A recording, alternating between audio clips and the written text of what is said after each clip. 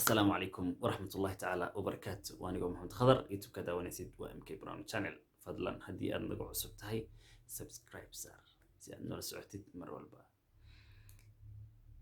بريهان سيدا أكتهين بوحا السوشيال ميديا هكي جري غير ليرا هذا رشكا يحفظة رشكا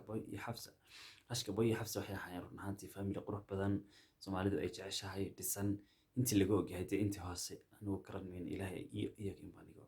laakiin inta aynu arkaynay waxay ahaayeen dad aad iyo aad u qurux badan mudnaa in la odayo sidaa darteed waxaa maalmihii u dambeeyey iyo muddooyinkii u dambeeyeyba baraha bulshada haystay arrin ah rashka iyo xafsa inay kala tageen bartaan aad inagala socotaan mk brown waxaan kusoo gudbinay xaqiiqada saxda ah ee ahayd rashka iyo xafsa inaysan kala tegin balse uu jiro khilaaf weyn ee labadooda dhexdooda ka taagnaa khilaafkaasi oo aan ahayn mid yar okay hadda maxaa soo kordhay maxaan u imid meeshaana idiin sheego hadda waxaan u imid meeshaana idiin sheego rashka iyo xafsa inay kala tageen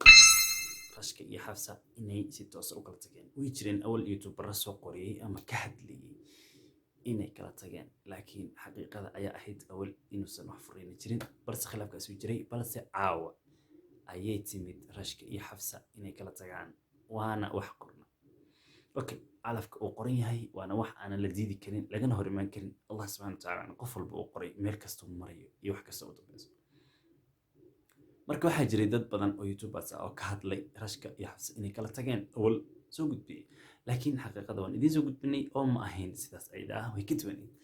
rashka iyo xafsa caawa ayay kala tageen rashka boy wuxuu kusoo qoray bartiisa aan idhaahday youtube-ka in ay kala tageen aawa isaga iyo xafsa ay u kala dhammaatay kala dhammaanshaha micnaheedu ma ahantii walaaltinimadii iyo ehelnimadii inay dhammaatay balse waxaa dhammaaday xiriirkii qoysnimo ee khaaska u ahaa bal haddaba inala akhriya qoraalkan rashka wuxuu soo qoray sida tan alxamdu lilah calaa kulli xaal wax walbo inagu dhacaya alle ayaa mar hore ina qoray waa sax sababtana alle unbaa garanaya waxaad ogaataan aniga iyo xafsa in aan nahay dad walaalo ah hadda kadib awalna waad ahaydeen sax okay micnaha way inoo kala dhammaatay waan fasaxay walaashii xafsa furiin xumaan kale ma jirto keliya waxaa meeshaas ku ekaa calafkeeni sidaa ogaada walaalaha qaaliga ah dadka xumaanta iyo aflagaadada wada fadlan allah ka baqa aniga waadba i aragtaan aniga waadba iga dharagteen sidaa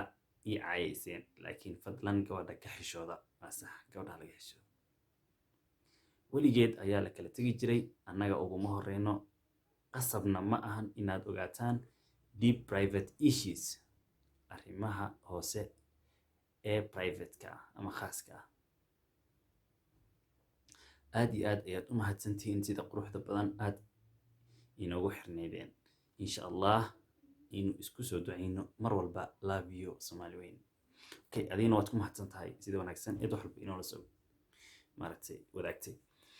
marka saaxiibayaal calafku waa wax qoran ilaahay agtiisana ka qoran inta badan Soomaalida bariyahan waxay hadal hayeen rashka iyo xafsa kadib khilaafkoodii waxaa la arkayay muuqaalo TikTok-ga iyo YouTube-ka meelo badan Snapchat-ka la soo gelinayo oo rashka iyo gabdho maaragtay muuqaalo isla sameynaya rashka iyo xafsa iyo wiilal muuqaalo isla sameynaya ama riwaayad ha noqoto ama TikTok la isla duubo ha noqoto marka inta badan Soomaalidu waxay bilaa ku dhigan degdeg war adigu ma ogid gabadhan dadka ay muuqaalada la sameynayso wiilasha ma walaalaheed baa ma hooyadeed baa dhashay ma abeed baa dhalay misku calool isku urbay jirteen adigu kama warantid falcelinta aad ka falcelinaysid ha noqoto mid aad ka fiirsatay okay sidoo kale isaga gabdhaha wax la duubay ma garanayo waxay isku yihiin Soomaalidu inta badan wax waa isla duubtaa Soomaa inkastoo dee loo arkayo in labadoodu ay isugu dan leeyihiin oo ay qurux badnaan lahayd mar haddii khilaaf yimid dadkuna dad aanay oo la isku bartay oo la isku jeclaa ay ahaayeen inay dee qof walba dee uu dhunto la aamuso inta dee Soomaalidu dhigayso maxaa yeelay Soomaalidu waxay wadadii waa laba maalin kaliya Soomaa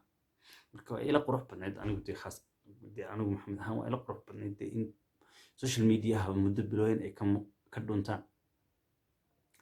marka haddii aysan dhicin dee muuqaaladoodii iyo barnaamijyahoodii kale iska sii wataan, xafsana dee waa taa aragteen oo dee youtube ka samaysatay, idinkuna subscribe u dhaha. marka aad ogsoon tihiin calafkuna dadku wuu isu keenaa uuna kala diraa, wax ilaahay qoray weyaan. marka calafkooda ayaa intaa ku ekaa, dee wax kaloo ilaahay qoray dee inay isku soo laaban doonaan iyo dib dambe noloshooda u wadaagi doonaan, cid maanta og ma jirto. marka asxaabta qaaliga ee inagu xiran, waad ku mahadsantihiin sida wanaagsan ee noola socotaan. waxaan jeclaystay inaan intaa idinla wadaago iyo xaqiiqada runta ah. marka waad ku mahadsan tahay daawashada muuqaalkan. fadlan haddii aad ka heshay subscribe noo saar.